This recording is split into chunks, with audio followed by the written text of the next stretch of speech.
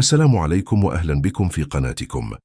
اليوم سنتحدث عن آخر المستجدات المتعلقة بيوسف البلايلي وعلاقته بالترجي الرياضي التونسي، وهل سيواصل مع الفريق أم سينتقل إلى مولودية الجزائر؟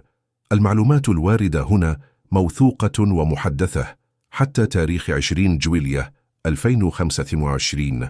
بعد مشاركته الأخيرة مع الترجي في كأس العالم للأندية بالولايات المتحدة، دخل يوسف بلايلي في عطلة صيفية، لكن غيابه تواصل عن التدريبات منذ انطلاق تحضيرات الفريق للموسم الجديد في بداية جويلية. هذا الغياب فتح باب التساؤلات حول مستقبله مع النادي. في منتصف جويلية تأكد من مصادر صحفية أن البلايلي ما زال في الجزائر، وأن هناك توترا في ملف تجديد عقده.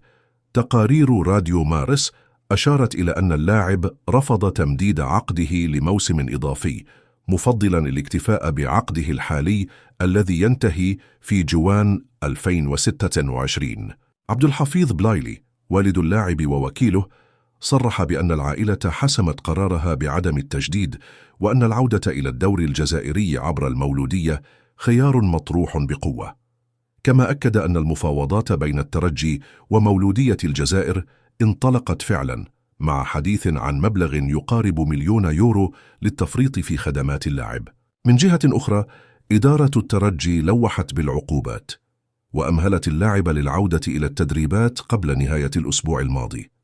تقارير أخرى ذكرت أن رئيس النادي حمدي المؤدب يرغب في الإبقاء على اللاعب، بل ويفكر في تمديد عقده لتفادي رحيله مجانا.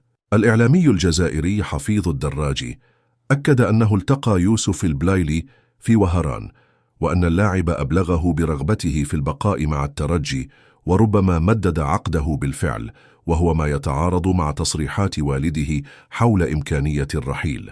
الوضع الحالي حتى تاريخ اليوم هو أن عقد يوسف بلايلي يمتد إلى 30 جوان 2027، ولم يصدر أي إعلان رسمي عن انتقاله أو فسخ العقد.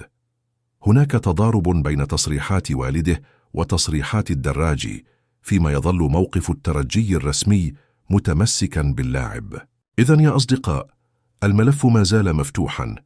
الترجي يريد الاحتفاظ بيوسف بلايلي، واللاعب لم يلتحق بعد بالتحضيرات. المفاوضات مع مولودية الجزائر قائمة، لكن لم يعلن عن اتفاق نهائي.